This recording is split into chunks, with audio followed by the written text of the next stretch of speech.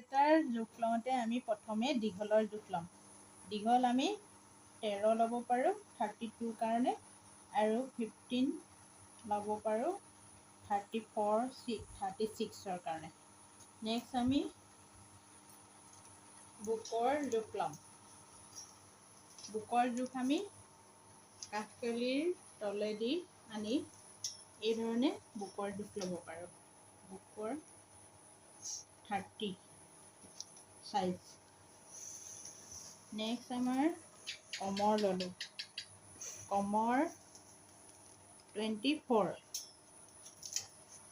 Next ল'লোঁ আমি কান্ধিৰ। কান্ধি আমি এনেকৈ ল'লোঁ। কান্ধি ল'লোঁ 11।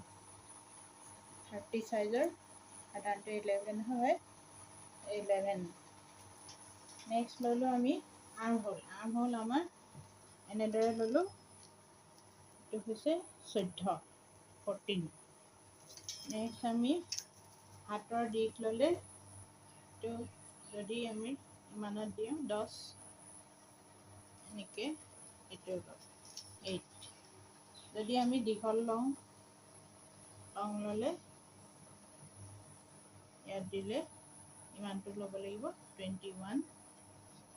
আমি মোহৰি ল'ম 6।